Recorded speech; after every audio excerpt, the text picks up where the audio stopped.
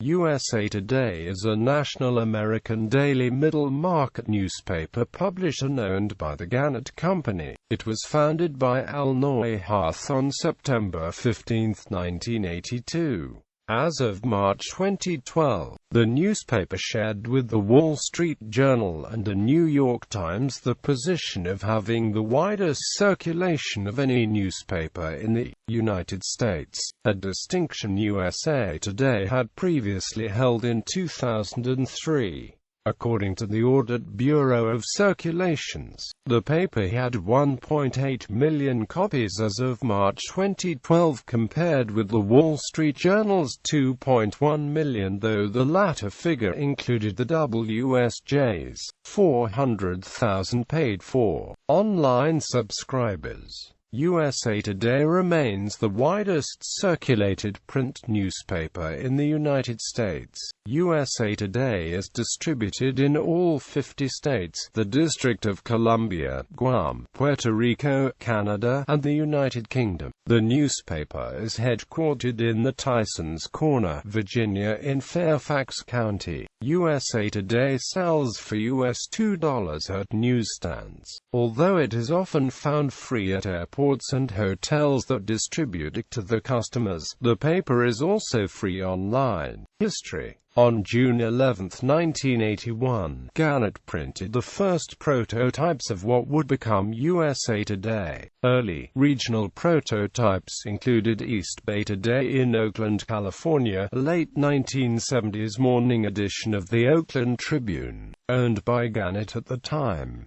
On December 5, 1981, the Gannett Board of Directors approved the launch of the USA Today newspaper. On September 15, 1982, USA Today first launched in the Baltimore, Washington, D.C. area for the cost of 25 cents. In the fourth quarter of 1985, USA Today became the second largest newspaper in the U.S., having reached a daily circulation of 1.4 million. On May 6, 1986, USA Today started its first international edition via satellite in Switzerland. On January 29, 1988, USA Today published the largest edition in its history. This 78-page Super Bowl edition included 44.38 pages of advertising and sold 2,114,055 copies. In April 1994, USA Today launched a Monday to Friday international print edition, rather than Tuesday to Saturday, to accommodate business travelers. In April 1995, USA Today launched its website, USA Today Online. In October 1999, USA Today started running ads on its front page. In 2010, USA Today launched the USA Today API for sharing data with partners of all types. On January 4, 2014, USA Today acquired Reviewed.com. In the first quarter of 2014, Gannett began inserting a condensed version of USA Today into 31 other newspapers in its network, thereby increasing the number of inserts to 35. The aim, to shore up USA Today's circulation after regaining its position as the top circulating weekday newspaper in the United States. In October 2013, on September 3, 2014, USA Today announced they would be cutting roughly 70 jobs. In October 2014, USA Today and OpenWager Inc. began partnering to release a bingo app called USA Today Bingo Cruise. Layout and format. USA Today is known for synthesizing news down to easy-to-read and comprehend stories. In the main edition seen in the US and some Canadian cities, each edition consists of 4 sections: news, money, sports, and life. On Fridays, 2 life sections are included: the regular Life for Entertainment, which features television, a DVD column, film reviews and trends, and a travel supplement called Destinations and AMP Diversions. The international edition of the paper features two sections, news and money in one, with sports and life in the other. The paper does not print on Saturdays and Sundays. The Friday edition serves as the weekend edition. USA Today prints each complete story on the front page of the respective section with the exception of the cover story. The cover story is a longer story that requires a jump. On certain days, the news and sports section will take up two paper sections, and there will be a second cover story within the second section. Each section is denoted by a certain color to differentiate sections beyond lettering and is seen in a box the top left corner of the first page. Those colors being blue for news, green for money, red for sports, and purple for life. Orange is used for bonus sections, which are published occasionally, such as for business, travel, trends, and the Olympics. Other bonus sections for sports, NFL opening weekend and the Super Bowl, previously used the orange color, but now use the sports red in the bonus sections. On days featuring bonus sections or business holidays, the money and life sections are usually combined into one section, while combinations of the Friday life editions into one section are common during quiet weeks. The stock tables were discontinued after the last redesign in 2012 due to the myriad electronic ways to check individual stock prices. In line with most newspapers, Gannett's television stations also now mainly use the USA Today coloring scheme in the company's newest graphics package, which was introduced in late 2012. In many ways, USA Today is set up to break the typical newspaper layout. Some examples of that divergence from tradition include using the left-hand quarter of each section as reefers, sometimes using sentence-length blurbs to describe stories inside. As a national newspaper, USA Today cannot focus on the weather for any one city. Therefore, the entire back page of the news section is used for weather maps and temperature lists for the entire United States and many cities throughout the world, with data provided by the Weather Channel meteorologists. In the bottom left-hand corner of the weather page is a graphic called Weather Focus, which explains various meteorological phenomena. On some days, the weather focus could be a photo of a rare meteorological event. On Mondays, the money section uses its back page to present an unusual graphic depicting the performance of various industry groups as a function of quarterly, monthly, and weekly movements against the S&P 500. Like most national papers, USA Today does not carry comic strips. Book coverage, including reviews on a national sales chart, is seen on Thursdays in Life, with the official full A.C. Nielsen television ratings chart printed on Wednesdays or Thursdays, depending on release. The paper also publishes the media-based survey for several genres of music, based on radio airplay spins on Tuesdays, along with their own chart of the top 10 singles in general on Wednesdays. Advertising coverage is seen in the Monday Money section, which often includes a review of a current television ad, and after Super Bowl Sunday, a review of the ads aired during the broadcast with the results of the Ad Track Live survey. One of the staples of the news section is a state-by-state roundup of headlines. The summaries consist of paragraph-length Associated Press reports highlighting one story of note in each state, the District of Columbia, and one U.S. territory. Some traditions have been retained, however.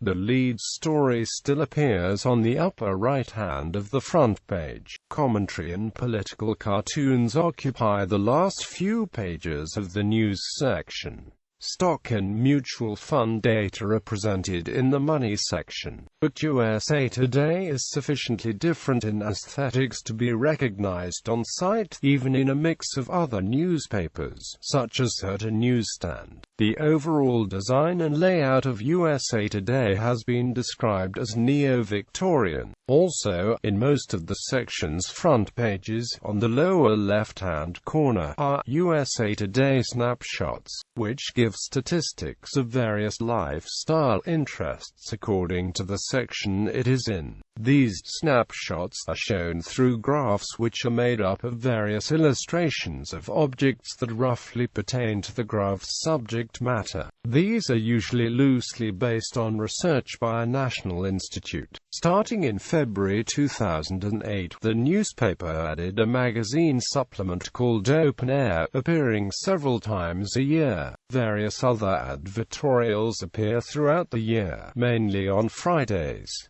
Opinion section. The opinion section prints USA Today editorials, columns by guest writers and members of the board of contributors, letters to the editor, and editorial cartoons. One unique feature of the USA Today editorial page is the publication of opposing points of view. Alongside the editorial board's piece on the day's topic runs an opposing view by a guest writer, often an expert in the field. As of 2010, the editorial page editor was Brian Gallagher, who has worked for the newspaper since its founding in 1982. Other members of the editorial board included Deputy Editorial Page Editor Bill Sternberg, Executive Forum Editor John Sinif, Op-Ed Forum Page Editor Glenn Nishimura, Operations Editor Twanla Elston, Letters Editor Michelle Pobletier, Web Content Editor Eileen Rivers, and editorial writers Dan Carney, George Hargop, and Sandra Torrey. The newspaper's website calls this group demographically and ideologically diverse.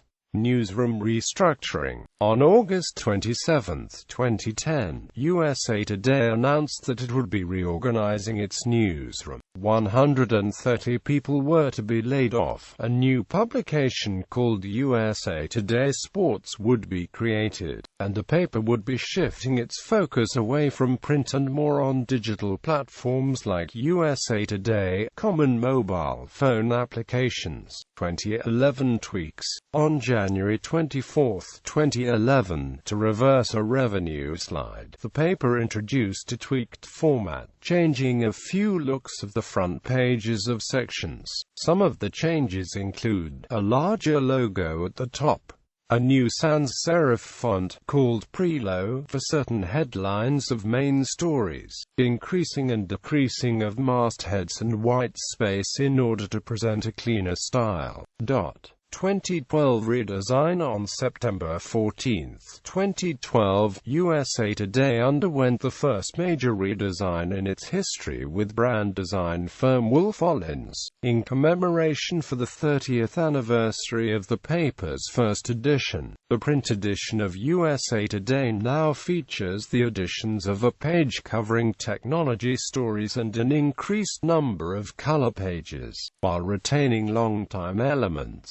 The globe logo used since the paper's inception was replaced with a new logo featuring a large circle rendered in colors corresponding to each of the sections, serving as an infographic that changes with news stories, containing images representing the day's top stories. The paper's website was also revamped from the ground up using a new in-house content management system known as Presto, and a design created by Fantasy Interactive. The site was designed to be more interactive, provide optimizations for mobile and touchscreen devices, provide high-impact advertising units, and provide the ability for Gannett to syndicate USA Today content to the websites of its local properties, and vice versa. To accomplish this goal, Gannett migrated its newspaper and television station websites to use Presto and the USA Today site design throughout 2013 and 2014.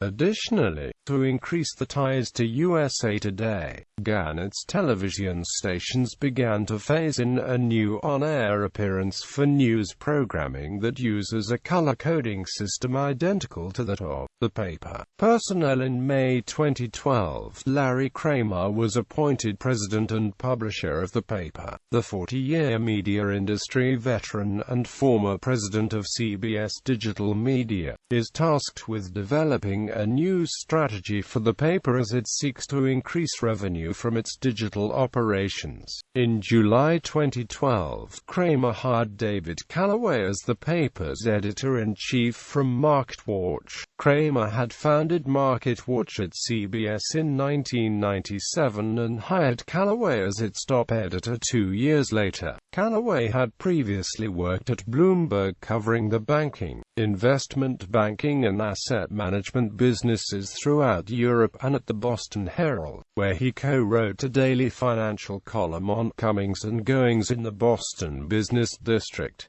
David Hunker was the previous publisher. Conservative activist Peter Gemmer has penned more than 100 op-eds for USA Today. USA Today, the television show. In 1987, Gannett and producer Grant Tinker began developing a news magazine series for first-run syndication that attempted to bring the breezy style of USA Today to television. The result was USA Today, the television show, which debuted on September 12, 1988.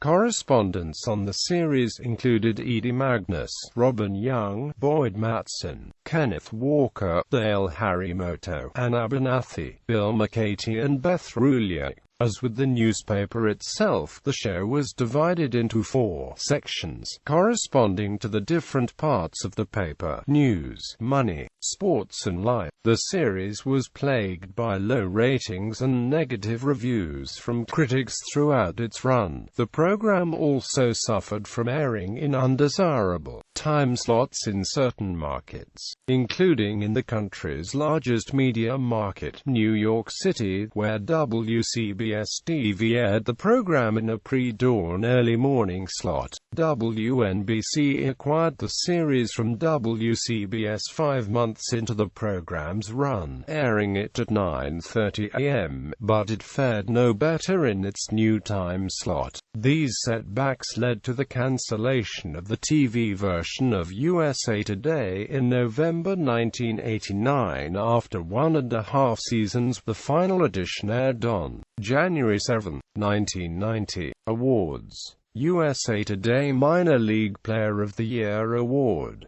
USA Today All-USA High School Baseball Team, USA Today All-USA High School Basketball Team, USA Today All-Joe Team, USA Today National Prep Poll High School Football National Championship, USA Today All-USA High School Football Team, USA Today All-USA High School Football Team, USA Today High School Football Coach of the Year. In popular culture, USA Today has been parodied in various media over the years, such as film. A futuristic 2015 edition of USA Today is seen in Back to the Future Part 2. As a tribute to the movie, the newspaper ran a recreation of the front page featuring the exact headlines portrayed in the movie. On October 22, 2015, the exact date of the edition, the protagonist Marty McFly read in the movie.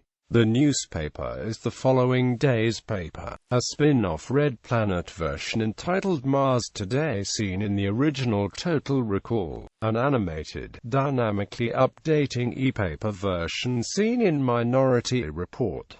The alternate history movie CSA, The Confederate States of America, features a newspaper called CSA Today. Games. The computer game Hidden Agenda features excerpts from a newspaper called USA Yesterday in Press Digests. In the 1998 adaptation of the computer game, wherein the USA is Carmen Sandiego, the player's success or failure is headlined in the paper USA Someday. Tomb Raider 3 Gold. The Lost Artifact features an article in a newspaper published by UK Today, a fictitious UK-based parody of USA Today, featuring similar cover designs and logos. The header, the nation's source of information, and slogan, No. 1 in the UK. First in the world, also parody the header and slogan found in the real newspaper. Music and country musician Alan Jackson's song, USA Today, on the album What I Do. The paper considers doing a story of the loneliest man in the USA Today. Print. The Harvard Lampoon published a parody issue of USA Today in 1986.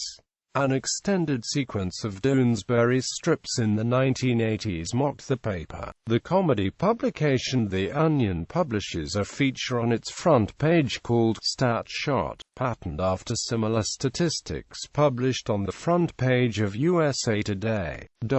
Television. A newspaper with a similar logo titled Universe Today appears in several episodes of the television series Babylon 5. The newspaper is custom printed at a booth, where each customer can choose certain sections to include or exclude, one of which is titled Eye on Minberry. Universe Today makes its first appearance in The Gathering. It also appears in And the Sky Full of Stars and Divided Loyalties. In Sliders, a newspaper called BSA Today is seen in an alternate reality, wherein North America is still governed by the United Kingdom as the British States of America. On The Colbert Report Stephen Colbert frequently refers to the paper as today's The USA Today. Quote, he sarcastically criticizes the newspaper for its abundant use of colors and flashy, uninformative infographics.